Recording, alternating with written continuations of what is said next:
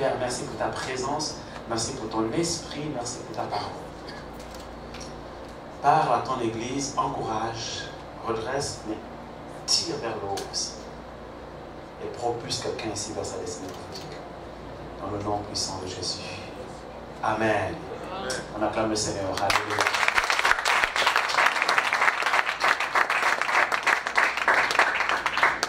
Ton Dieu ordonne que tu sois puissant. J'ai appris des choses dans le contexte de ce verset. Merci, Pasteur Paul. Et Dieu a attiré mon attention sur la suite de ce verset. De la même manière que le pasteur Paul s'est interrogé tout à l'heure, vous ne trouvez pas ça bizarre? Dieu ordonne que tu sois puissant alors que tout le monde aspire à être puissant dans ce monde. Il y a une deuxième contradiction qui ressort de ce verset, c'est que le verset dit, ton Dieu ordonne que tu sois puissant,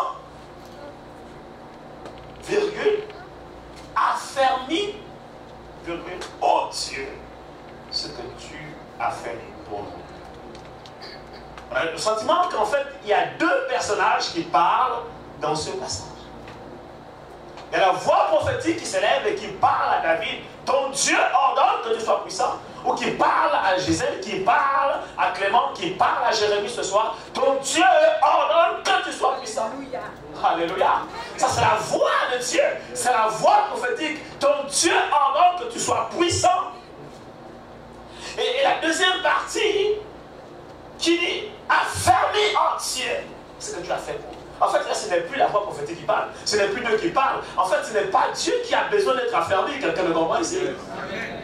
Il y a comme là un dialogue entre celui qui reçoit la parole prophétique et celui qui donne la parole prophétique. Alléluia. Amen. Celui qui donne la parole prophétique dit, je t'ordonne, ton Dieu ordonne. Le prophète est venu te dire, ton Dieu ordonne que tu sois puissant. Le prophète te libère une parole. Il te donne une parole qui t'encourage. Une parole qui te tire vers le haut. Une parole qui t'élargit. Une parole qui te booste. Une parole qui te motive. Et toi qui reçois la parole, qui vient là-haut, tu dois avoir une attitude. Et cette attitude est exprimée par la deuxième partie de ce verset. Affermi en Dieu. Amen. Alléluia, alléluia. Est-ce qu'il y a quelqu'un ici qui désire une prophétie? Alléluia. Est-ce qu'il y a quelqu'un ici qui désire que Dieu lui parle personnellement et littéralement? Alléluia. C'est bien de désirer les prophéties. C'est bien de désirer une parole prophétique, une parole de connaissance, une parole, une orientation prophétique. C'est bien de désirer, mais est-ce que tu as préparé le terrain? C'est ce que ça veut dire. Affermi en Dieu. C'est-à-dire que Dieu ne peut pas te rendre puissant si au départ tu n'as pas été affermi. Alléluia. L'exemple de Pierre, Pierre était un roseau. Simon Pierre, c'est un personnage, une personnalité semblable à un roseau. Un roseau qui se plie. Et quand vous voyez Pierre, d'un tempérament parfois vacillant, ce qui révèle le caractère d'un chrétien encore immature ou peu mature. Et Jésus lui dit, quand tu seras affermi, affermis tes frères. Alléluia. C'est-à-dire que Dieu ne peut pas t'utiliser avant de t'avoir affermi. Dieu peut parler sur ta vie, il peut relâcher les prophéties, il peut dire tu auras une grande destinée, il peut dire tu seras guéri, tu seras délivré, tu auras une onction spéciale, tu vas faire telle chose, de grands miracles. Mais si réellement le terrain, la piste d'atterrissage de toutes ces grâces, de toutes ces prophéties n'a pas été préparée, n'a pas été nivelée, n'a pas été nettoyée, n'a pas été labourée, n'a pas été solidifiée, n'a pas été bétonnée, mon frère, ma soeur, les prophéties vont graviter et planer au-dessus de ta tête. Quelqu'un s'acclame le Seigneur. Alléluia. Alléluia. C'est pourquoi David dit d'abord affermi en Dieu. Affermi. Chaque fois que Dieu a parlé sur la vie de quelqu'un, la personne qui a reçu la parole avait une attitude. Lorsque Dieu appelle Ésaïe, il dit, qui enverrai-je? Ésaïe répond à l'appel. Ésaïe dit, je suis un homme dont lèvres sont impures. Et mes yeux ont vu le roi. Je suis né dans le péché. Et il exprime son désir d'être sanctifié. Il exprime son désir d'être nettoyé. Il exprime son désir d'être complètement libéré des liens héréditaires de ses pères, de la famille de laquelle il était né. Parce qu'il réalisait la grandeur de la paix de Dieu, la puissance de la paix de Dieu, la portée spirituelle de sa paix. Il dit, mais je suis un homme, mes yeux ont vu le roi, la gloire de Dieu. Et là, Dieu comprend son besoin, son désir de sainteté, son désir de pureté. Alors la Bible dit que Dieu envoie un ange qui met une braise sur ses lèvres et lui dit, ceci a touché tes lèvres, ton péché a été effacé, ton péché a été expié, ton iniquité a été effacée. Alors en ce moment, Ésaïe fut qualifié pour être un grand prophète et il a répondu à l'appel de Dieu. La prophétie était descendue. Mais il avait compris que pour que cette prophétie s'accomplisse dans sa vie, pour qu'il soit un prophète puissant qui allait marquer son époque, il fallait qu'il soit sanctifié. Il avait besoin de la braise. Lorsque Dieu appelle Gédéon, Gédéon dit, je suis un enfant, il dit, je suis né dans une famille pauvre. Il voit son état, il est conscient de son état. Mais Dieu lui dit, vaillant héros. Vaillant héros, il dit non, je ne suis pas un vaillant héros, je suis un homme faible, je suis un homme né dans une famille pauvre. Il était apeuré parce que les Madianites avaient assiégé le peuple de Dieu. Alors qu'est-ce que Dieu lui dit? Vaillant héros, et lui répond à Dieu, je suis rien du tout. Il exprime à Dieu son besoin d'être libéré de la peur, son besoin d'être libéré du complexe d'infériorité, son besoin d'être libéré du manque de conscience de son identité, parce que la réalité devant lui était contraire à la vérité que Dieu lui révélait de ce qu'il était en réalité. Parce que la réalité des hommes est différente de la réalité de Dieu. La réalité de Dieu, c'est la vérité à ton sujet. La réalité de Dieu, c'est que tu es un vaillant héros, tu es une vaillante héroïne. Mais la réalité des hommes, c'est ce que tu vois au quotidien, les visibles.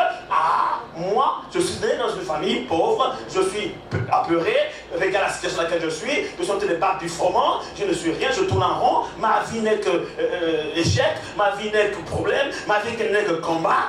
Ça, c'est la réalité des hommes. Mais la réalité des hommes n'est pas la vérité. Parce qu'au-delà de la réalité des hommes, il existe une autre réalité plus puissante, plus tangible, plus réelle que la réalité de ce que tu vis aujourd'hui. C'est pourquoi ce soir, je veux te dire que ta réalité à toi n'est pas la vérité. Amen. Mais la réalité de Dieu est la vérité pour toi. Amen. Parce que Dieu dit toujours la vérité. Amen. Que tout homme soit considéré comme menteur et Dieu seul pour vrai. Et la vérité de Dieu pour toi, c'est ce que Dieu dit à ton sujet dans sa parole. La vérité de Dieu pour toi, c'est ce que Dieu dit à ton sujet lorsqu'il libère une parole pour détruire ta vie. La vérité de Dieu pour toi, c'est ce que Dieu dit que tu es et que tu ne vois pas encore. Alléluia. Alléluia. La vérité de Dieu pour toi, c'est ce que Dieu a dit que tu seras, mais qui n'a pas encore été manifesté. Alléluia. La vérité de Dieu pour toi, c'est que tu es guéri alors que la réalité des hommes te montre que tu es malade. La vérité de Dieu pour toi, c'est que tu es une femme qui va enfanter, alors que la médecine te fait comprendre qu'il n'y a plus de chance pour toi. Tu as atteint la ménopause, tu es atteint d'une stérilité secondaire ou primaire, je ne sais pas comment on l'appelle. Alléluia. Ça, c'est la réalité des hommes. La réalité des hommes, c'est ce que le médecin a dit au sujet de ta situation, de la santé. Il a dit, on ne peut plus rien faire. Tu as atteint un cancer en phase terminale, les métastases sont à tel niveau. Ça, c'est la réalité. Quand tu lis le rapport du médecin, tu es en face de la réalité. Mais la vérité de Dieu va au-delà de la réalité des médecins. Alléluia. Alléluia. Parce que Dieu contrôle même les médecins. Alléluia. Quand le peuple d'Israël a été envoyé, Moïse a envoyé les espions pour aller voir Canaan, espionner Canaan. Les espions sont revenus. Il y en a qui avaient un rapport différent. Mais il y en a deux qui avaient un autre rapport. Alléluia. Les autres, la majorité a dit, à nos yeux et à leurs yeux, nous étions comme des sauterelles parce qu'ils étaient tellement grands, tellement géants, les fils d'Anak. Ça, c'est la réalité humaine. Amen. Alléluia. Mais Josué et Caleb ont dit non. Nous ne nous sommes pas vus. Je pense qu'on a vu les mêmes personnes sur le plan humain. On n'a pas vu les mêmes personnes sur le plan spirituel. Alléluia. Alléluia. Et si David avait vu que Goliath était tellement grand, tellement géant, si géant qu'il ne pouvait même pas le vaincre, David n'aurait jamais le courage de s'avancer devant Goliath. Alléluia. David est allé au torrent, puiser 5 pierres. Le torrent, c'est la présence de Dieu. Le torrent est un miroir. Quand tu te baisses devant une rivière, devant un torrent, qu'est-ce que tu vois? Ton visage. Quelqu'un ici acclame le Seigneur. Alléluia. Alléluia. Ton visage. Et la Bible déclare que nous tous qui le visage découvert, contemplons comme dans un miroir la gloire du Seigneur, nous sommes transformés de gloire en gloire, à la même âge, de gloire en gloire, comme par le Seigneur l'Esprit. Ça veut dire que David, en fait, en se tenant devant le miroir du torrent, de la présence de Dieu, il s'est vu exactement comme Dieu le voit. Amen. Alléluia. Quand tu es devant un miroir, qui vois-tu? C'est toi que tu vois. Et le miroir, c'est quoi? C'est la parole de Dieu. C'est la présence de Dieu. Chaque fois que tu es dans la présence de Dieu, tu ne peux pas te voir différemment de comment Dieu te voit. Impossible. Chaque fois que tu viens en face du miroir de la parole de Dieu, tu ne peux pas te voir différemment de ce que Dieu pense de toi, de ce que Dieu a dit que tu es en réalité. Tu auras le même regard que Dieu sur ta personne, tu auras le même regard que Dieu sur les situations que tu traverses, tu auras le même regard que Dieu sur ta vie, sur tes enfants, sur ton mari, sur ton frère, sur ta soeur, sur ton pasteur, sur ton église. Tu auras le même regard que Dieu a. Amen. C'est pourquoi il faut que tu regardes au miroir. Alléluia. Et une autre chose très intéressante, c'est qu'en fait, quand tu regardes le miroir, qu'est-ce que tu vois? Il dit tout ce que le visage découvert, contemplons comme dans un miroir la gloire du Seigneur. Donc quand je regarde le miroir, en fait, je vois la gloire du Seigneur. Or, que me renvoie le miroir? Moi-même. Donc tu as la gloire de Dieu. Oh, quelqu'un ici acclame le Seigneur. Alléluia. Et si David n'avait pas cette révélation, il ne serait jamais allé affronter Goliath. C'est parce que David s'est vu dans le miroir de la présence de Dieu. Quand il est cherché les 5 pierres, qui je vois? Physiquement, c'était un homme de 17 ans, un jeune homme de 17 ans.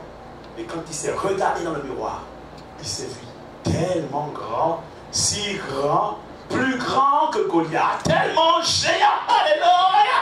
Il s'est dit, waouh! Waouh! Waouh! Je pensais qu'il n'y avait que lui comme géant, mais finalement, je viens de découvrir un autre géant, plus géant que le géant Goliath. Quelqu'un ici acclame le Seigneur. Alléluia! Je suis venu ce soir que tu es un géant. Tu es un géant. Alléluia! Tu es un géant, alléluia.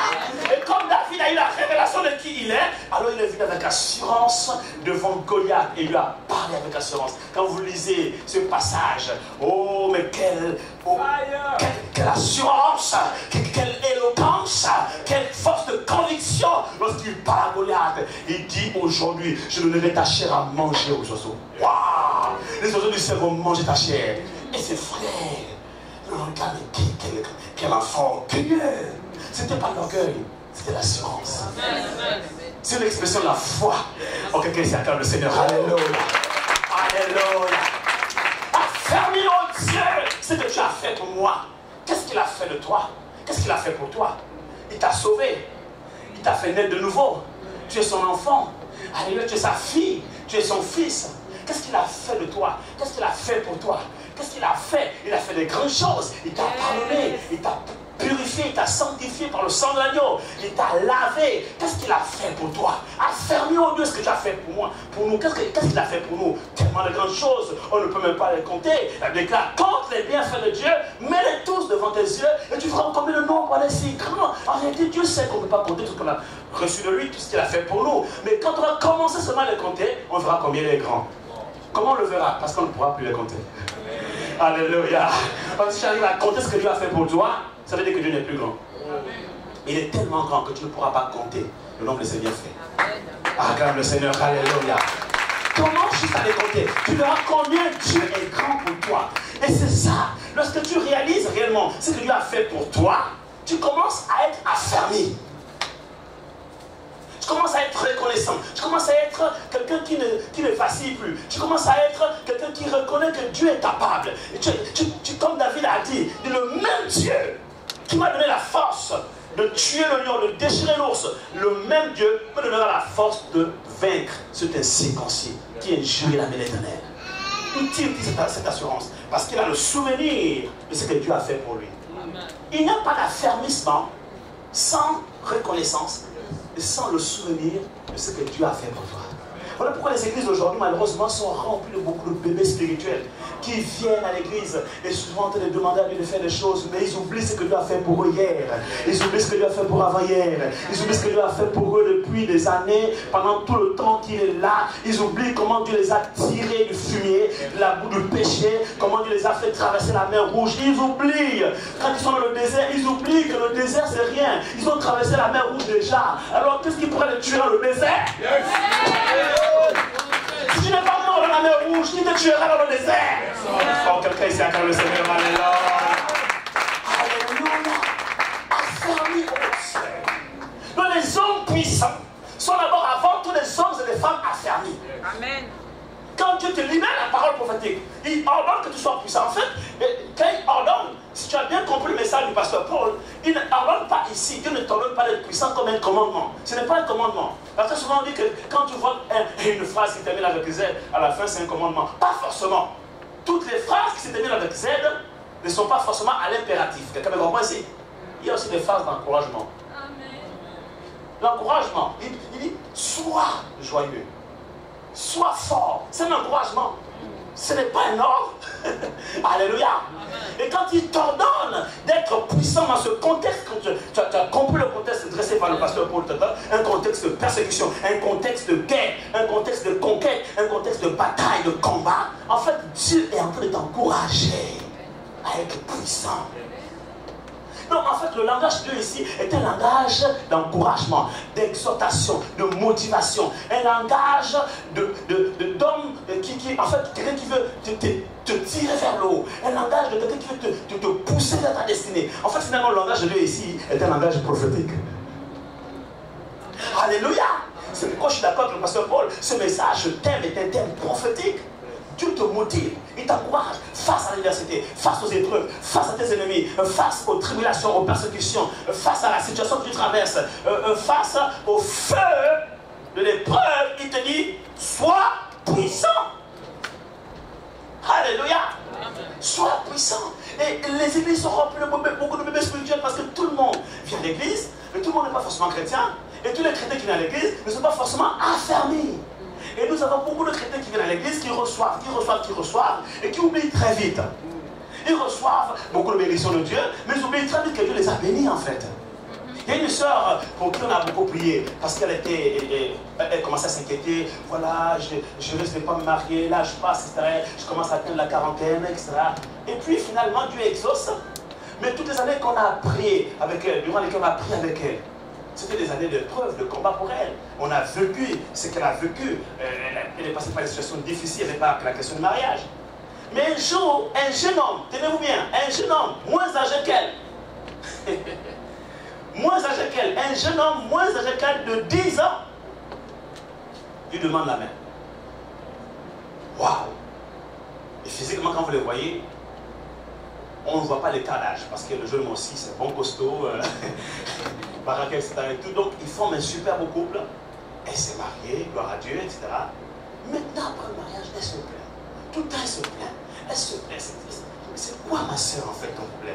Et quand tu vas gratter un peu les choses sur lesquelles elle se plaint, mais c'est je sais pas, excusez-moi, mais permettez-moi quand même un petit mais c'est n'importe quoi.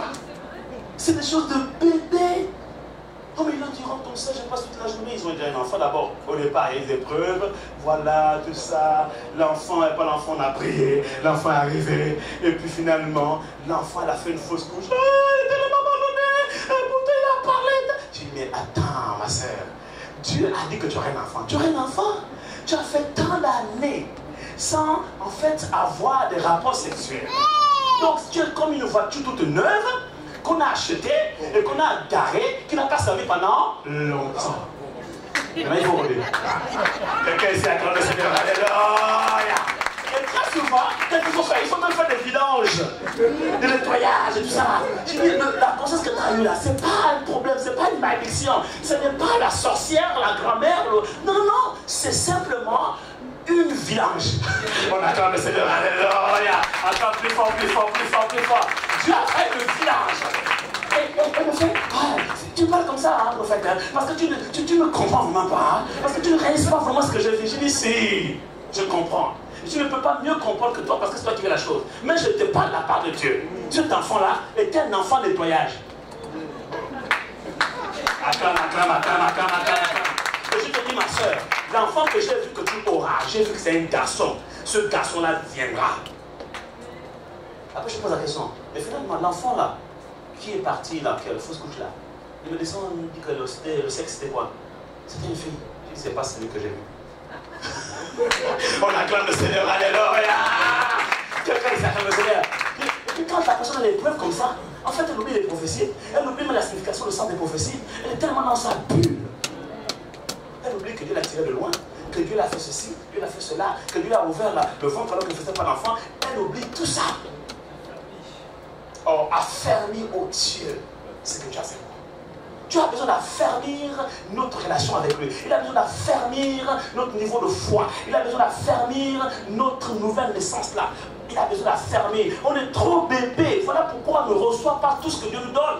Dieu a prévu pour nous tellement de choses. Nous sommes bénis de toutes sortes de bénédictions spirituelles dans les lieux célestes en Jésus-Christ. Alléluia. Alléluia. Ma fille, viens me voir. Vous voyez cette merveilleuse fille de l'apôtre, viens, de la prophétesse Déborah, qui joue super bien au piano. Mais t'as quel âge? 11 ans. Elle a 11 ans. Bon, si je te demande de soulever ça toute seule, tu peux soulever? Non. Voilà. Maintenant, si je demande à son père de venir soulever, est-ce qu'il peut soulever? Oui. Ah oui. Ah oui, c'est donc fort. On acclame le Seigneur. Alléluia. Va te rasseoir, ma soeur.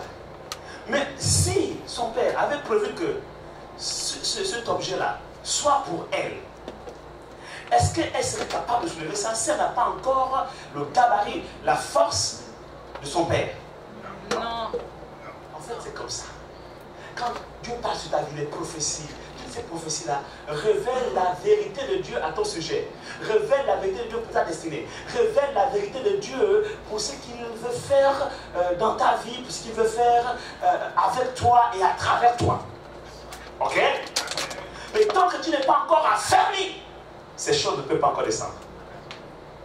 Parce que Dieu ne peut pas te donner quelque chose qui te dépasse ou qui t'écrase. Dieu donne toujours à chacun en fonction de sa capacité à supporter le niveau de bénédiction qu'il lui a promis. Alléluia. Oh, acclame le Seigneur. Alléluia. C'est pourquoi quand Dieu parle comme ça sur David, que Dieu le voit homme puissant. Effectivement, David a régné, c'était un homme puissant. Et un trône vraiment qui a été puissant. Alléluia. Mais David, quand il réalise la grandeur de la gloire de Dieu qui est prête à descendre, qui est sur le point de venir sur sa vie, qu'est-ce qu'il dit, David? Il s'exprime en révélant à Dieu l'état de son cœur, de son besoin profond. Quand tu es conscient de la gloire de Dieu, tu ne cherches pas d'abord à avoir cette gloire. Tu comprends ici? Quand tu es conscient de la gloire de Dieu, quand tu as la révélation de la gloire de Dieu, de la puissance de Dieu, qui est sur le point de venir sur toi, qui t'a promise, ton premier désir n'est pas de se précipiter à aller chercher cette puissance ou à la désirer maintenant. Ton premier désir va être le désir d'affermissement. Comme Esaïe, Seigneur, je sais non, dans les lèvres sont impures, mais ils ont vu le moins un désir de sanctification. Comme Gédéon, un désir d'affermissement parce qu'il avait peur. Comme Jérémie, quand Dieu se révèle à lui, il dit, je suis un enfant. Un désir de croissance, un désir de maturation spirituelle. Quelqu'un me comprend ici? Alléluia. Et tant que tu n'as pas manifesté ce désir, ça veut dire qu'en fait tu n'es pas conscient de ce que tu vas recevoir. Tu ressembles à un enfant, comme ma fille aujourd'hui. Elle voit les tablettes, elle veut tout avoir. Elle pense qu'en fait, elle me dit, papa, j'aimerais avoir un téléphone. Mais elle n'a que 6 ans. Elle vient d'avoir 7 ans. Elle me demande un téléphone, mais pourquoi faire qu'un téléphone? Parce qu'elle voit que c'est joli le téléphone. Parce qu'elle a des jouets à l'intérieur, des jeux à l'intérieur. Donc pour elle, elle ne voit que les jeux. Pour elle, le téléphone, c'est juste pour jouer en fait. Mais elle ne comprend pas que l'utilité première du téléphone, ce n'est pas de faire les jeux, mais c'est d'appeler, de mettre des messages. C'est un outil de travail en fait. Donc, le fois on est en train de travailler, ma femme et moi, papa, maman, est-ce que je peux avoir ta tablette? Ma chérie, on est en train de travailler. Oh, mais s'il te plaît, ta tablette. Mais on est en train de travailler. Non, c'est pas juste, c'est pas juste. Pour elle, c'est pas juste. Pourquoi? Parce qu'elle veut la tablette. Pour elle, c'était un objet pour jouer. Mais pour les parents, c'est un outil de travail. Donc, il y a des choses comme ça dans la vie chrétienne. Dieu a prévu pour toi. Toi, tu as juste la perception de l'intérêt personnel, la perception vraiment de l'enfant, quoi. Jérémie a dit, hein, je suis un enfant, Seigneur. Mais Dieu voyant le prophète, lui, c'est un enfant. Et on a cette mentalité d'enfant. Si Dieu maintenant nous donne, par exemple, ce qu'il a prévu pour nous en tant qu'enfant, on ne verra jamais l'utilité de la chose. On ne verra jamais la chose comme étant un outil de travail, comme étant quelque chose qui vous a été donné pour servir à la gloire de Dieu, pour faire avancer le royaume de Dieu, pour servir le peuple de Dieu. On verra ça que pour nous. Ça, c'est la mentalité d'enfant. Ce n'est pas la mentalité d'homme fort. Ce n'est pas la mentalité d'homme puissant ou de femme puissante. C'est la mentalité d'enfant. Et comme ça, on peut se retrouver plein de bénédictions, comme un jeune garçon de 14 ans qui roule en Mercedes. ML, dernier cri. Il ne réalise même pas la valeur de ce qu'il a. Mais cette Mercedes est-elle à lui? Oui, elle est à lui. Ça fait partie de son héritage. Mais il ne l'a pas reçu au bon moment. La preuve, il ne réalise même pas vraiment la valeur de l'objet. Il va faire tout et n'importe quoi avec. Il va croire que c'est un jouet, comme quand il était gamin. À chaque fois, voilà, il va jouer aux voitures, etc. Et tout. Là, maintenant, c'est l'occasion pour lui de réaliser ses rêves d'enfance. Quelqu'un ici acclame le Seigneur. Alléluia. Ton Dieu ordonne que tu sois puissant, oui, mais affermi. Alléluia. Demande à lui d'affermir. Parce qu'après un tel message, comme celui que le pasteur Paul nous a prêché tout à l'heure, après un tel message, quand tu réalises réellement que Dieu est sur le point de te rendre puissant, et il désire que tu sois puissant, il est sur le point de faire des grandes choses avec toi, il a prophétisé, il a parlé, il t'a révélé, il t'a montré des songes, etc. Quand tu réalises ces choses-là, en réalité, ta première attitude est: Seigneur, s'il te plaît, pas maintenant. Et la plupart des gens que Dieu a utilisés dans la parole avec puissance, la plupart des hommes puissants, sinon quasiment tous, qui ont été utilisés par Dieu dans une dimension de puissance extraordinaire, dans la parole de Dieu, chaque fois que Dieu s'est révélé à eux, leur a révélé leur appel, ils n'ont pas couru vers leur appel, ils n'ont pas tout de suite l'attitude qu'ils ont eue. Tous ont eu la même attitude. Non, Seigneur, pas moi. Pas quelqu'un d'autre. Pas moi. Pas moi. Ils ont fui l'appel. Donc dans les églises, faites attention aux gens qui sont en train de vouloir tout de suite être à l'avant de la scène, au devant de la scène. Ouais, voilà. Oh, on a profité sur moi, le prophète m'a dit, venez dire que je suis une chante de l'Éternel. Que même lorsque je vais dormir, les anges, la Torah céleste va se révéler. Je vais même assister au concert céleste. Donc si je suis dans le concert céleste, avec la croix céleste, en train de chanter, si je chante déjà avec la croix céleste, pourquoi je ne dois pas chanter la croix de mon église? Ce n'est qu'une révélation. Alléluia. La révélation est différente de l'application. La révélation, c'est une compréhension, c'est une explication, c'est une compréhension. C'est aussi une vision. Mais la révélation doit être accompagnée d'autre chose. De l'affermissement. Pour arriver à l'application de la révélation. Très bon principe. Oh, acclame le Seigneur, acclame le Seigneur. Alléluia, alléluia. Affermi, mon Dieu. Ça, c'est le désir de David, le cri de David. Il réalise la gloire, la puissance. Il réalise ce que Dieu va faire de lui, un homme puissant, une femme puissante, d'accord. Quand tu réalises ça, quel est ton désir? Quelles sont tes motivations? Quelles sont tes intentions? Voilà, c'est là, en fait, le baromètre. C'est là l'instrument de mesure spirituelle qui te permet de savoir si tu es prêt ou prête. Si tu n'es pas prête, Dieu te montre déjà par tes motivations si tu es prête ou tu n'es pas prête. C'est là que certains se qualifient et d'autres se disqualifient. C'est là que certains rentrent rapidement dans leur destinée et d'autres ralentissent et retardent leur destinée à cause des motivations. Parce que quand la gloire, la puissance de Dieu, comme là, est-ce que le pasteur Paul, quand elle vient, tu ne peux pas la contenir. C'est un feu. C'est un feu. Si à l'intérieur ce n'est pas nettoyé, si à l'intérieur ce n'est pas propre, et si ton homme intérieur n'est pas affermi, mon frère, ma soeur, ce feu-là même va te tuer toi-même. C'est comme ça que beaucoup sont morts sur le champ de bataille. Ils sont morts comme... Vous savez, y a un texte qui m'a beaucoup touché, qui m'a beaucoup choqué, et ça me revient comme ça vaguement, je vais paraphraser. C'est lorsque David apprend la mort un de ces généraux. Et comment il s'appelle encore? Et David s'écrie, il dit, mais comment peut-il mourir comme ça? En d'autres termes, dans le contexte, c'est comme, comment peut-il mourir comme ça, comme rien du tout? Il meurt comme ça, comme rien du tout. Il y a les généraux de l'armée éternelle qui ont été prédestinés à une grande destinée sur la terre, mais qui sont morts comme ça, comme des chiens sur le champ de bataille, comme des enfants, comme des apprentis, comme des novices dans la chose. Voilà. Parce qu'il leur manquait l'affermissement, parce qu'ils étaient pressés, parce qu'ils avaient d'autres motivations. Quelqu'un me comprend ici?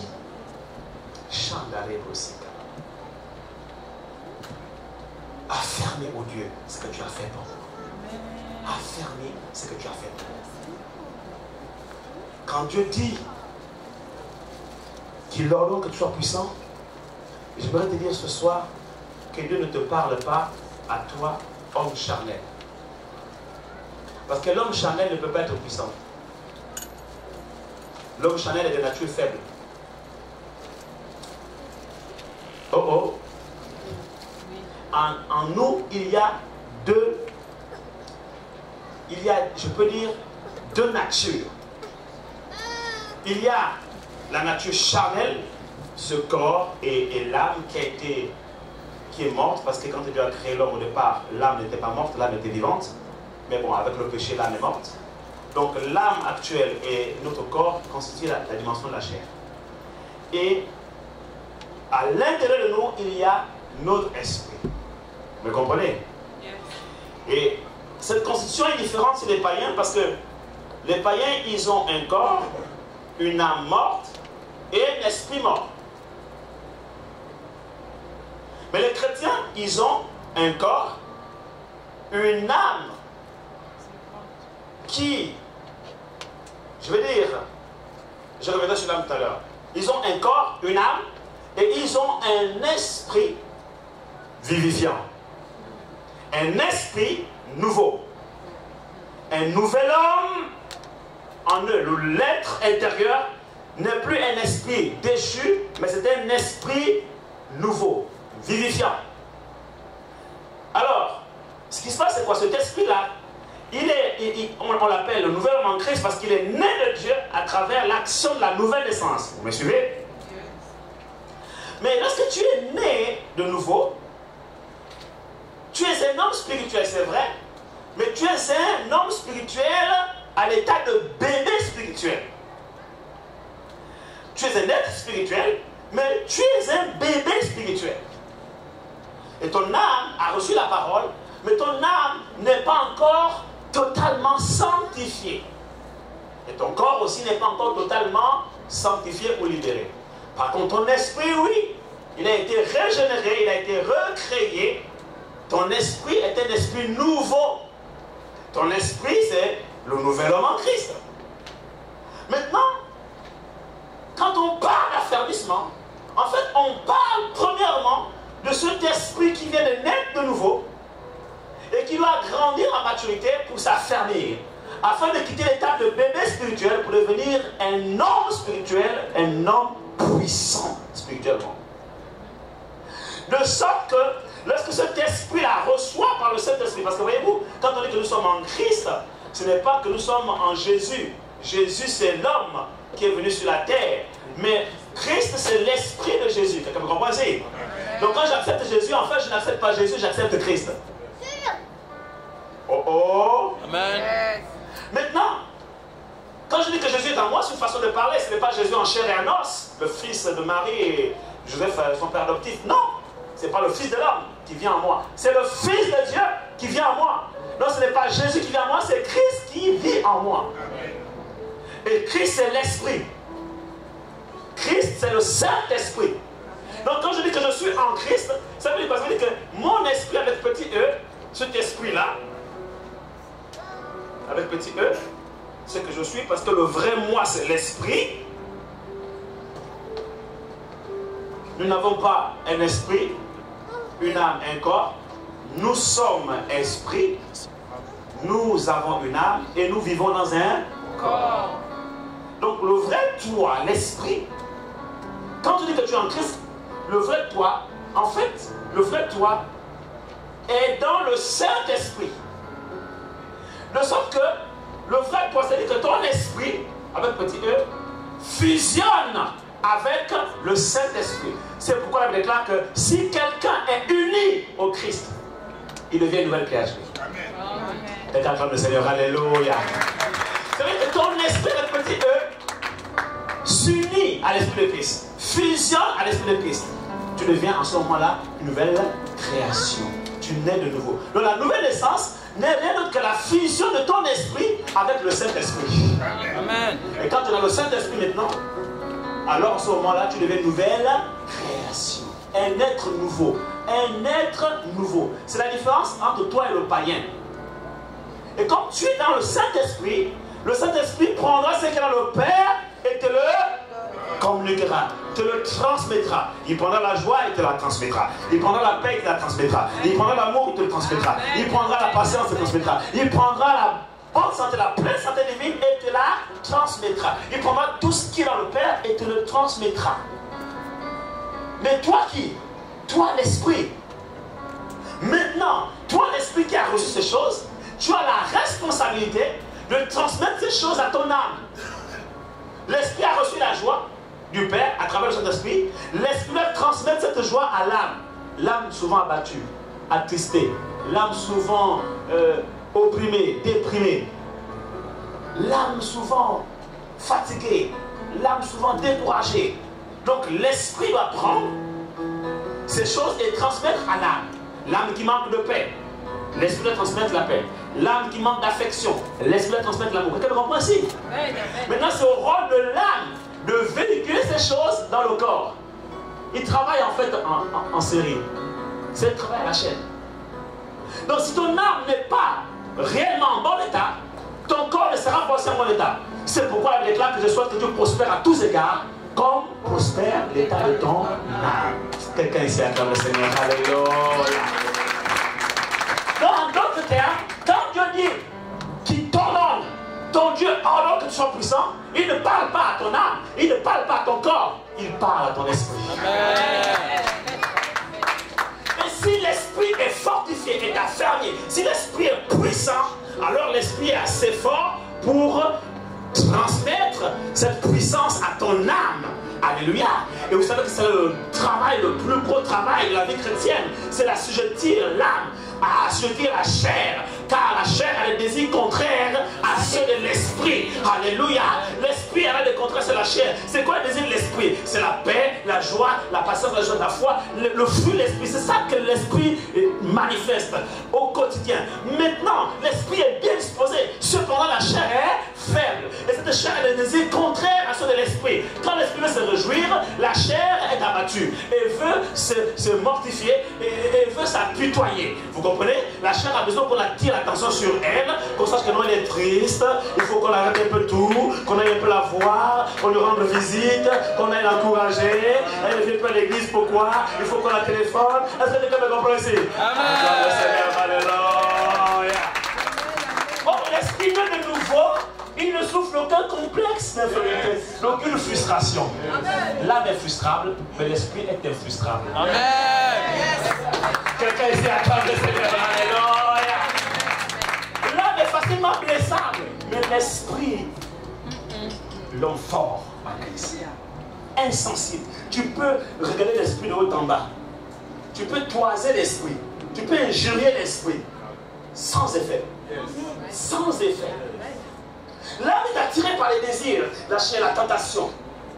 L'âme est habituée, l'âme était colonisée par le corps à l'époque. Les désirs, quand les yeux du corps voyaient une belle femme, l'âme disait je la veux, je la veux, je la veux.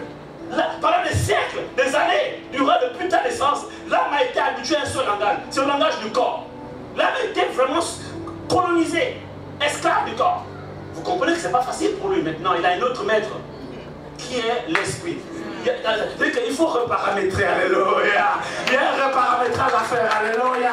C'est pourquoi la Bible parle du renouvellement de l'intelligence. Afin que vous puissiez être capable de laisser la volonté de Dieu. Il faut que, pendant que l'âme a un autre langage, en fait, l'âme fonctionne un petit peu comme le lecteur. Voyez-vous, vous avez un lecteur CD, un lecteur DVD. Alors, vous prenez le lecteur DVD, vous prenez votre DVD ou votre CD, vous l'introduisez dans le lecteur. Qu'est-ce qui se passe? Le lecteur a des fonctionnalités qui permettent en fait de détecter ce qui est à l'intérieur du support. Si c'est un support DVD, il va te restituer l'image et le son contenu. Si c'est seulement CD, il va te sortir le son, les chants ou les paroles qui sont à l'intérieur, n'est-ce pas? Il est ainsi de notre être, l'esprit et le corps. En fait, notre esprit en fait est notre esprit en fait est le support. C'est en fait c'est le DVD ou le CD. Et l'âme, c'est le lecteur. Donc c'est l'âme. Quand tu introduis le CD dans l'âme, l'âme va lire ce qu'il y a sur le CD. Quand tu introduis le CD, si c'est un CD qui est rempli de l'amertume, qui est rempli de la nature du vieil homme, donc de l'esprit qui était mort, cet esprit ancien, le petit homme qui n'a pas encore été régénéré, l'âme va te restituer le contenu de cet esprit. La jalousie, les querelles, les angoisses, les tristesses, les frayeurs, hein, les paroles vaines, les moqueries, hein, les insultes, hein, la violence. Hein, il va te... Parce que c'est la nature du vieil homme. Comment c'est? Les convoitises, la chair, les yeux, l'orgueil, la vue, tout ça. Donc, mais tu passes ton CD, il te restitue ce qu'il y a dans ton CD. Quelqu'un me comprend ici? Maintenant, si ton esprit est régénéré, et c'est un nouvel esprit, c'est-à-dire que tu es un nouvel homme en Christ, dans cet esprit, il y a le Saint-Esprit, il y a la paix, la joie, l'amour, la patience, il y a la pleine santé divine, il y a toutes sortes de bénédictions spirituelles, il y a tout ce que Dieu a prévu, tout l'héritage des saints est contenu dans cet esprit. En fait, cet esprit-là, l'esprit est comme une banque de données. Alléluia! L'esprit est comme une banque de données. Donc, quand tu introduis cette donnée-là, à travers le support que tu as dans le lecteur, il te restitue exactement ce qui est à l'intérieur. La paix, la joie, l'amour, la patience, la foi, la motivation, la passion, le zèle, la détermination, le feu. Acclame, acclame, acclame, acclame, acclame, acclame, acclame, acclame, alléluia. Donc, quand ton Dieu t'ordonne d'être puissant, il s'agit d'affermir ton esprit. Il s'agit de remplir la parole de Dieu, de la présence de Dieu. Dieu a équipé ton esprit de la nature divine. Il a équipé ton esprit des dons spirituels. Il a équipé, en fait, toutes ces choses-là sont dans ton esprit. Maintenant, il faut que ton esprit passe sur le lecteur. Alléluia. Alléluia. Et là, déclare qu'il veut que tu prospères à tous égards comme prospère l'état de ton âme. Ça veut dire que ton âme ne pourra transmettre à ton corps que ce qu'il y a à l'intérieur de ton esprit. Amen. Acclame, acclame, acclame, acclame, acclame. Quand Dieu parle dans la Bible, et ça c'est une révélation que j'ai eue, dans la Bible, nulle part dans la Bible, Dieu ne s'adresse à la chair. Dieu n'a pas son temps pour parler à la chair. Parce que la chair ne peut pas accomplir la volonté de Dieu. Comment? Tu sais que ce gars-là, il n'écoute jamais. Est-ce que tu vas perdre ton temps à lui parler? Il n'écoutera pas. Donc à plus tard, qu'est-ce que tu fais? Ne perds pas ton temps à essayer de convaincre, à raisonner l'insensé. Dieu, il sait que la chair ne peut pas accomplir sa volonté. Donc, il ne s'adresse pas à la chair et il ne s'adressera jamais à la chair. Quelqu'un me comprend ici? Donc la parole de Dieu n'a pas été écrite pour la chair. Donc quand tu lis la Bible, quand Dieu te dit par exemple, soyez toujours joyeux, il ne parle pas à ta chair. Il parle à ton esprit. Amen. Alléluia. Parce que ton esprit comprend le langage de Dieu. Oh, quelqu'un s'acclame le Seigneur. Alléluia. Alléluia. Quand la Bible dit, sanctifiez-vous. En fait, il ne parle pas à ton corps. Ton corps est incapable de se sanctifier. Il parle à l'esprit. Pour que l'esprit impose la sanctification à l'âme. Et que l'âme la transmette au corps. Quelqu'un me comprend ici. Alléluia. Parce que voyez-vous, l'âme est un bon élève. L'âme est une bonne élève. Elle obéit à son maître. Amen, amen. Mon frère, viens ici. Viens. Mets-toi là. Ok. Viens, mon frère. Viens, ma soeur. Ok. Donc, tu te mets là-bas. Toi, tu viens ici. Amen, amen. Donc, tu es une femme, on va dire que tu es l'âme. Une âme. Hein? Comme par hasard. Bon, voyez-vous? Alors, lui, c'est l'esprit, nouvelle création. Lui, c'est l'ancien esprit, le vieil homme. Donc, voici le nouvel homme en Christ. Voici le vieil homme en... Non, pas en Christ. Voici le vieil homme en Christ et voici le vieil homme. Et voici l'âme. Avant que lui, il ne soit nouvel homme en Christ, l'âme était sous le commandement et le contrôle de celui-là. Quand lui voulait l'envoi de lui, c'est l'âme qui disait je fais l'envoi de lui et lui suivait. Vous comprenez ça? Maintenant, que lui il est devenu une nouvelle création, c'est parce que c'est toujours la même âme. C'est toujours la même âme. Sauf que là maintenant, cette âme-là, elle n'est pas complètement régénérée. Elle n'est plus complètement aussi dans la chair. Maintenant, cette âme-là a 2 mètres. Et c'est notre état aujourd'hui, chrétien. Il y a une dualité en nous. L'apôtre Paul le dit en Romains. Il dit, ce qui est bien, je le sais. Je veux le faire, mais je n'arrive pas à le faire. Mais ce qui est mauvais, que je ne veux pas faire, c'est ça que je fais. Il y a donc en moi, comme une force qui me contraint de faire ce qui est mauvais. Malheur à moi, qui me délivrera de ce corps de chair. Mais gloire soit rendue à Dieu, car la loi de l'esprit de vie dans le Christ Jésus nous a affranchis de la loi du péché et de la mort. On acclame le Seigneur, alléluia. Il y a cette dualité. Il y a le nouvel homme qui veut marcher sur la loi de l'esprit, et il y a le vieil homme qui veut marcher sur la loi du péché. Donc maintenant, qu'est-ce que vous allez faire? Chacun va essayer de tirer. Donc, tu vas faire comme ça, voilà. Chacun essaie de tirer. De son côté, tire de son côté. Allons en boîte. Allons voler. Toi tu viens dans l'église. Toi tu veux prier, lui il veut dormir. Tu comprends ici? Donc tu veux dire la parole de Dieu, lui il dit non, je veux regarder un film. Il veut allumer la télé. Quelqu'un acclame le Seigneur, alléluia. Continuez. Et le combat de la chair contre l'esprit. Hein? Voilà, voici le combat. Hein? Le vrai combat, c'est ça. Hein? C'est pas de pourchasser les sorciers. Le vrai combat, c'est le combat de la foi. Quelqu'un me comprend ici? Oh, acclame le Seigneur, acclame le Seigneur. Continuez. Maintenant, je vous pose la question. Dans ce combat-là, qui va gagner? C'est l'esprit. Vous êtes sûr? Faux. La destruction de l'âme. Dans ce combat-là, lui, il peut gagner, comme lui aussi peut gagner. Pourquoi? Parce que tout dépend de qui domine, de qui est le plus puissant. Acclame. Donc, quand David dit, oh, affermi, ça veut dire qu'il faut que lui soit fort. Parce que moi, ma soeur, dans une même salle de classe, dans un examen de calcul, il y a un qui a la calculatrice, un autre n'a pas la calculatrice. Entre les deux, qui va réussir à l'examen? La personne qui a la calculatrice? Faux. Pas forcément. Ah, on acclame le Seigneur, alléluia. Parce que la personne qui a la calculatrice peut jouer si elle ne sait pas l'utiliser. Par contre, celle qui n'a pas la calculatrice peut réussir si elle sait utiliser sa tête.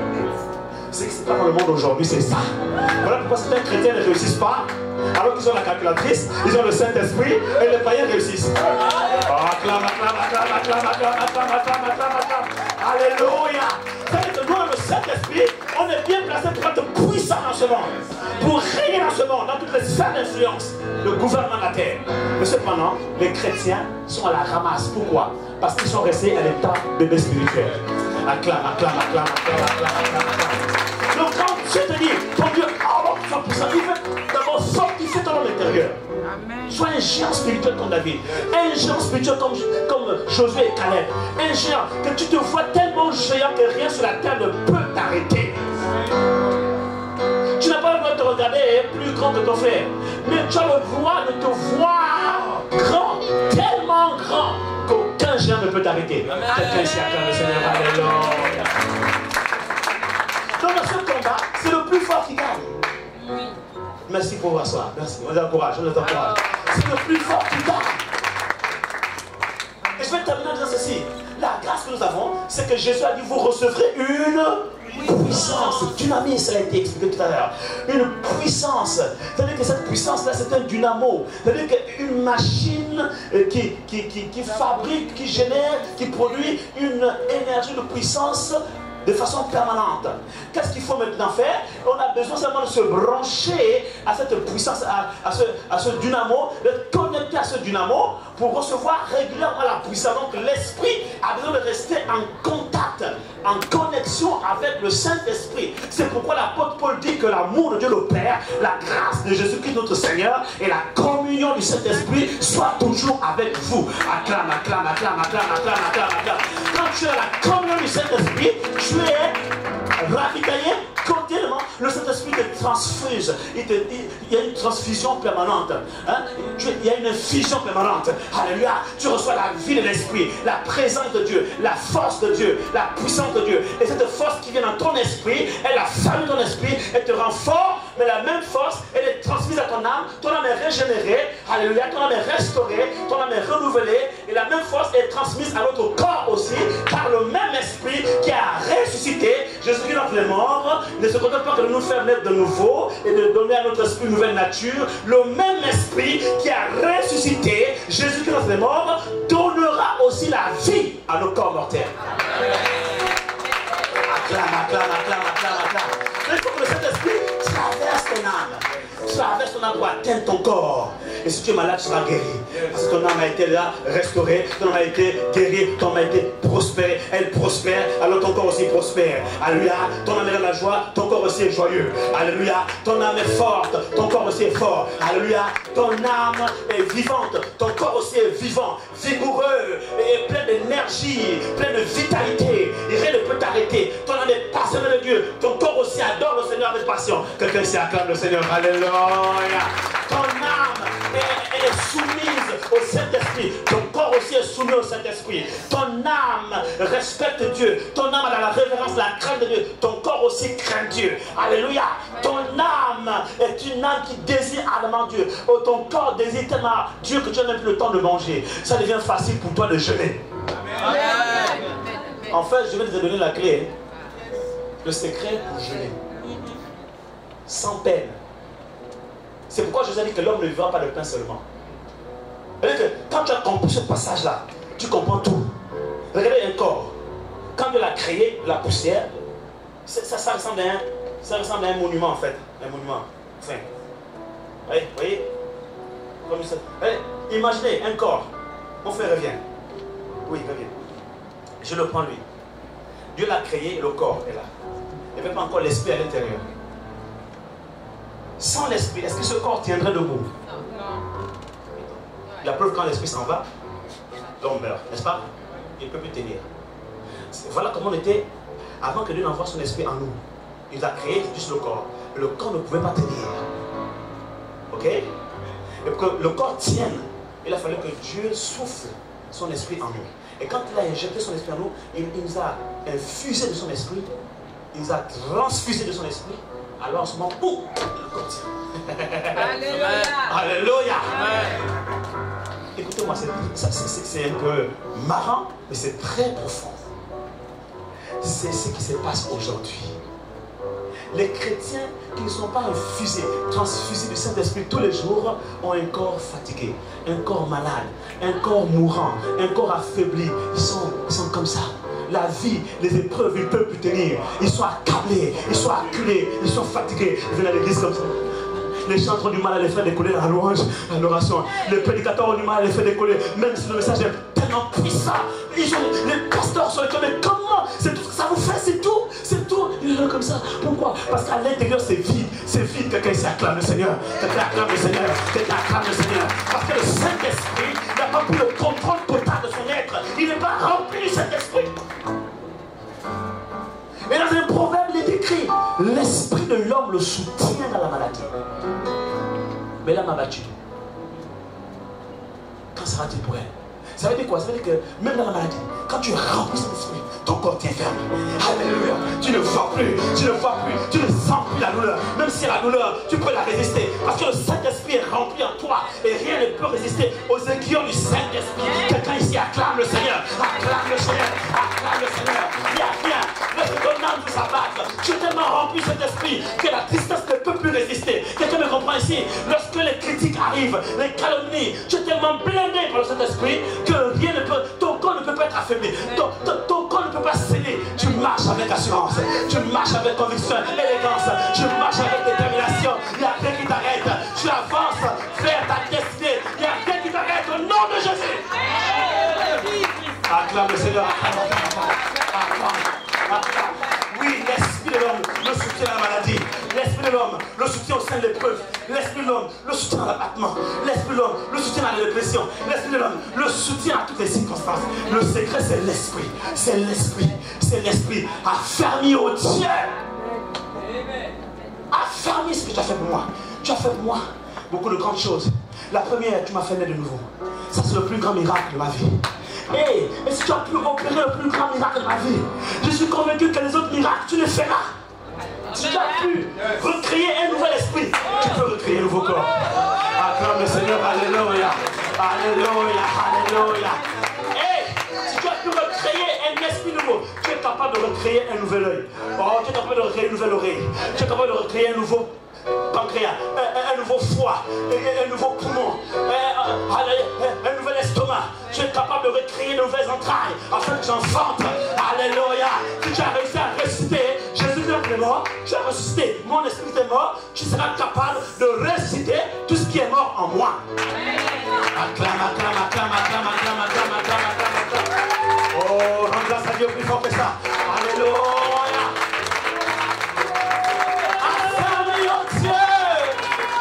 Tu as fait pour moi.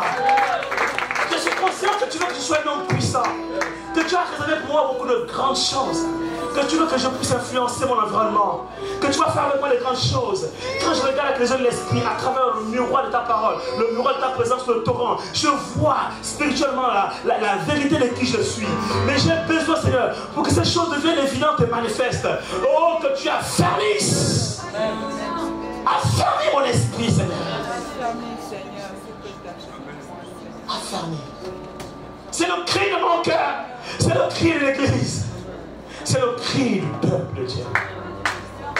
Nous ne courons plus après les prophéties. Nous ne courons plus après les bénédictions. Nous désirons par-dessus tout d'abord que notre esprit, notre homme intérieur soit affermi. Car que c'est-il à un homme de gagner le monde entier s'il perd son âme? J'ai besoin, Seigneur, oh Dieu, de rechercher cette dimension spirituelle. Lève-moi un instant. J'ai besoin de rechercher cette dimension spirituelle. Afin que je sois un homme puissant, manifestement, dans le domaine dans lequel tu m'as appelé sur la terre. Elle déclare que lors de la Pentecôte, dans Actes chapitre 2, lorsque le Saint-Esprit est descendu, la Bible déclare que le Saint-Esprit est descendu en forme de colonne de feu et des lampes de feu. Les lampes de feu se posèrent sur la tête de chacun d'entre eux. Et quand le Saint-Esprit descend sur chacun, le Saint-Esprit descend sur chacun en forme de lampe de feu, que tu ne vois pas. Il y a une lampe de feu pour chacun d'entre nous. Ces lampes de feu représentent simplement le ministère de chacun. Le Saint-Esprit descend sur l'apôtre Steve Kunda avec une lampe en forme de lampe de feu.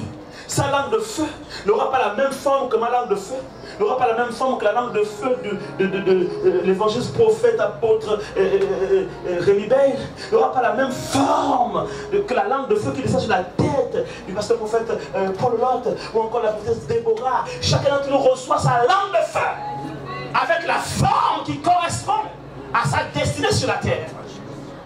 Et quand ce feu vient, il faut que ce feu trouve en toi une piste d'atterrissage préparée afin que tu deviennes réellement la personne que Dieu veut que tu sois, cette personne puissante sur la terre pour laquelle Dieu t'a envoyé cette langue de feu. Parce qu'il a dit vous recevrez une puissance, dynamis.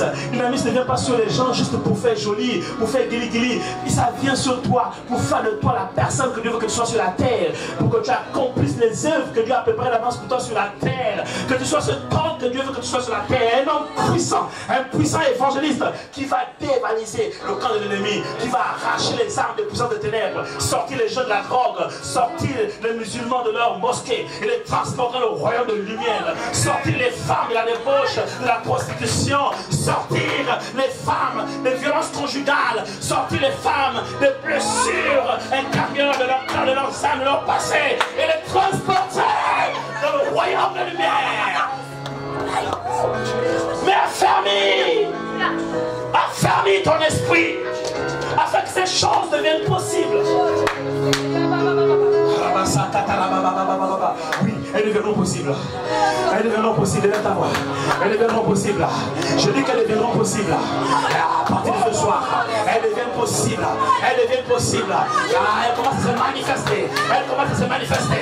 L'onction prophétique que Dieu a investi en toi est en train de se manifester maintenant. Parce que les choses qui empêchaient la manifestation, les cloisons de cette onction sont en train de partir maintenant. Il a fermé ton âme. Il a fermé ton esprit. Il a fermé ta foi. Il a fermé ton amour pour lui. Il a fermé ce qu'il a fait pour toi. Et il fait de toi une femme de feu, un homme de feu, une femme géante spirituelle, un géant spirituel, un général de l'armée de l'Éternel, un colonel. Reçois la grâce, reçois la grâce, reçois la grâce, reçois la grâce, reçois la grâce, reçois la grâce. Il a dit à Paul, ma grâce est suffisante. La grâce de Dieu est suffisante ici pour t'équiper, pour te fortifier, pour te rendre fort. Car c'est là que tu es faible. Alors que tu es faible, il a dit à Paul, ma force, ma puissance s'accomplit la faiblesse. C'est quand tu es faible que Dieu se déploie dans sa force. Crie à Dieu ce soir. Il dit, je suis faible, j'ai besoin de toi. Affermis-moi Seigneur, affermis-moi Seigneur. Reçois la grâce. Et il te répond, comme à l'apôtre Paul, il dit, ma grâce est suffisante. Elle te suffit, reçois la grâce.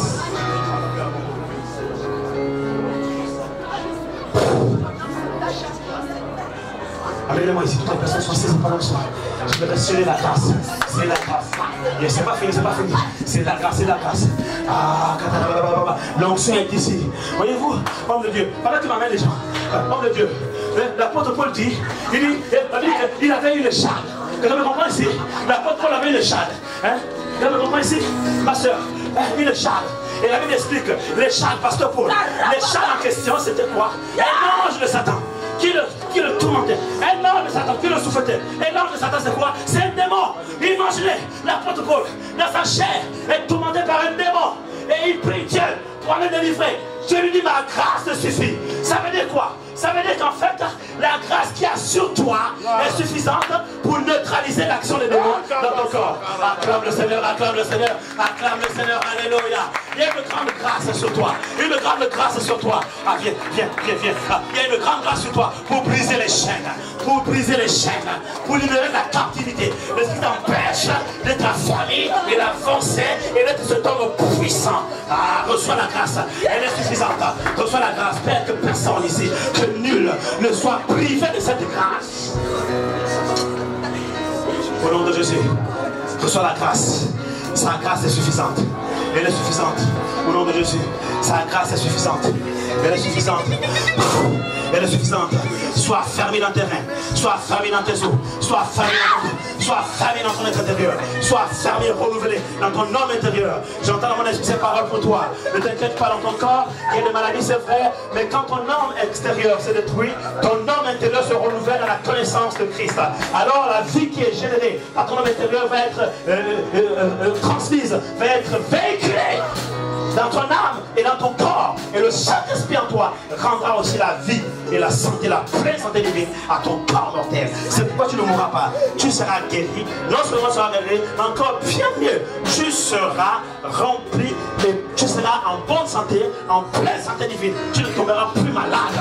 Ah, parce que le Saint-Esprit en toi, il est l'esprit de la vie, l'esprit de la guérison, l'esprit de la pleine santé divine. Alors sois libéré et sois affermé au nom de Jésus.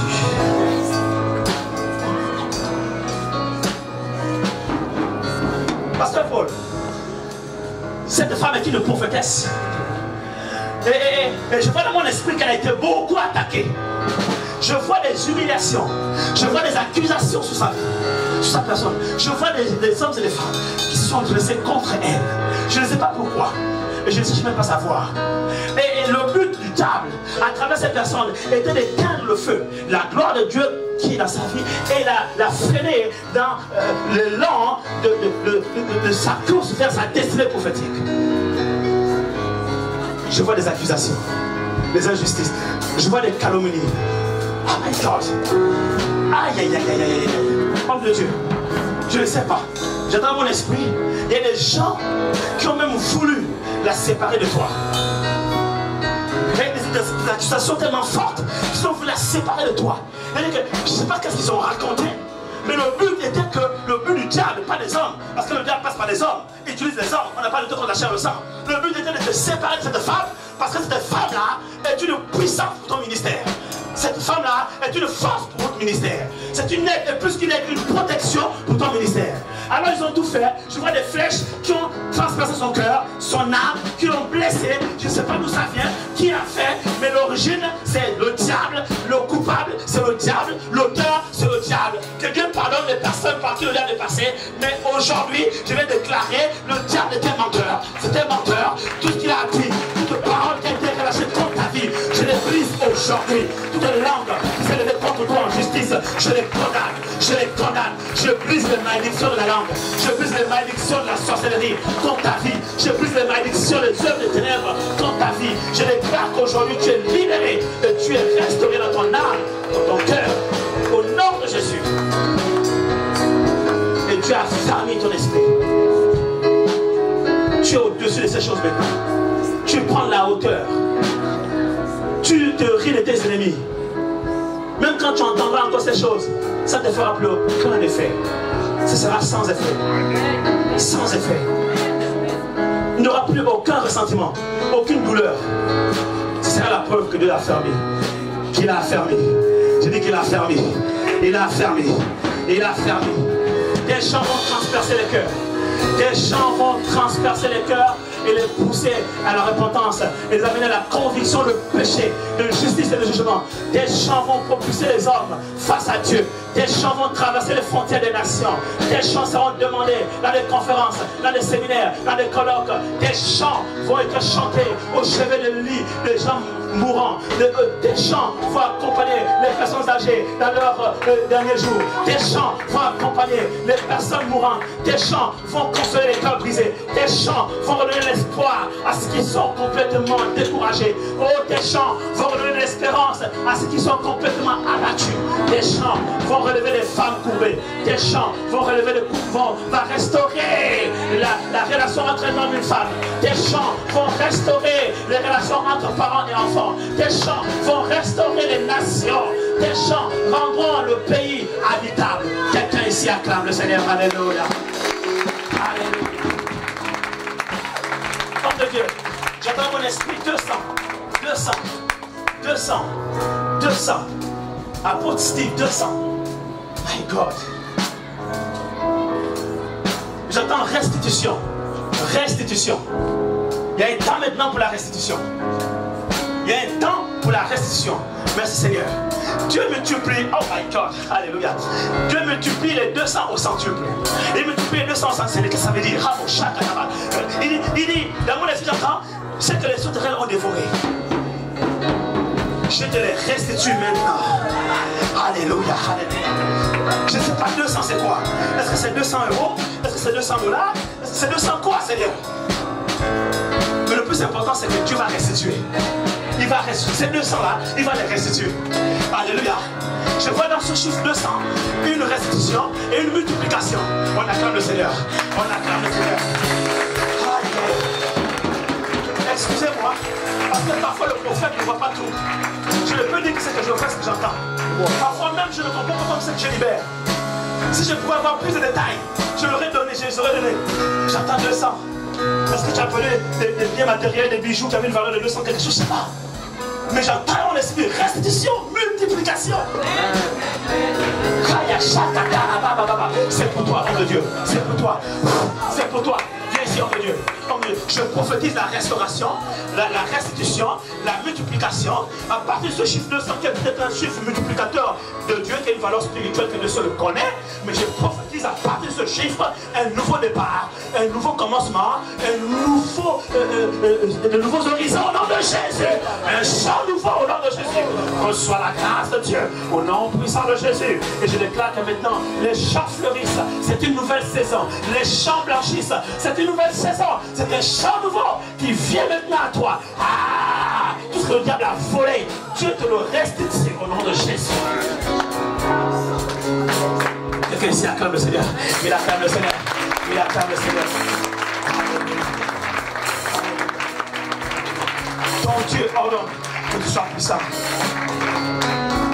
Ces 3 dernières années, depuis 2013, Dieu est en train de travailler un aspect dans ta vie qui a jusqu'à présent en fait empêché l'éclosion de l'homme puissant que Dieu veut que tu sois. Et tu es maintenant à la fin de ces 3 ans. 2016 est en train de s'achever, tu es à la fin de ces 3 ans. C'est-à-dire que le travail que Dieu est en train de faire en toi est en train de s'achever. En fait, c'est quelque chose qui était en toi, qui était un héritage du vieil homme. Un héritage de ton ancien homme quand tu étais dans le monde. C'est quelque chose qui je ne sais pas quoi, mais Dieu ne peut pas tout me dire. Mais Dieu est en train de casser ça. Depuis 3 ans, il casse, il brise, il casse, il brise. Et il est monde, il taille, etc. Et de plus en plus, l'homme nouveau en toi, l'homme fort, l'homme puissant est en train d'apparaître, en train de se révéler, en train de monter, d'émerger. Et la création tout entière qui attend avec un ardent désir la révélation de cet homme verra la gloire de Dieu à travers ta vie, verra la gloire de Dieu à travers ton ministère, verra la gloire de Dieu à travers ton couple, verra la gloire de Dieu à travers cette église. Quelqu'un ici acclame le Seigneur. Quelqu'un acclame le Seigneur. Quelqu'un acclame Jésus. Quelqu'un acclame Jésus. Quelqu'un acclame Jésus. Yes, Lord. Lève ta main, lève ta main. Là où tu es, reçois ta grâce. Reçois la guérison, je suis malade. Je commande à la maladie de partir. Reçois la guérison là où tu es au nom de Jésus. Reçois la guérison de ton corps, de ton âme, de tes pensées. Reçois la guérison de toutes sortes de maladies. Maladies naturelles comme maladies spirituelles. Reçois la guérison là où tu es. Reçois la guérison divine par la puissance du nom de Jésus.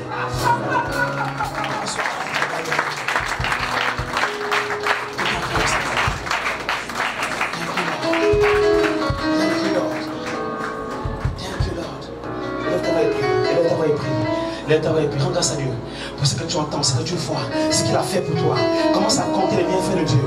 Mets-les tous devant tes yeux. C'est là que commence l'affermissement. Commence à rendre grâce à Dieu. Commence à voir combien Dieu est grand pour toi. Et sors du découragement, sors de la tristesse, sors de la faiblesse, sors de l'abandon, sors du découragement, toutes ces choses-là. Laisse que l'homme nouveau en toi soit fortifié, affermi et qu'il soit révélé à la face des nations. Comme étant un homme puissant. Tu es un homme puissant, une femme puissante.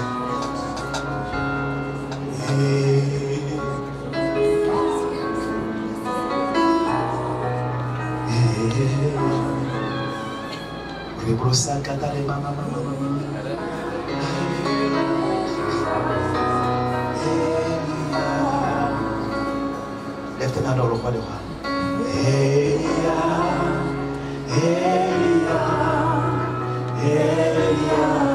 Seigneur, tu oins ses enfants, tu oins les enfants. Protège le couple condamné, protège-les. Protège leurs pensées, leurs émotions, leurs sentiments. Protège leurs enfants, protège leur ministère, protège leur destinée. Et rends-les puissants dans cette nation et à travers les nations. C'est ta volonté pour eux. Alléluia. Yes. Jusqu'à ce que la gloire descende.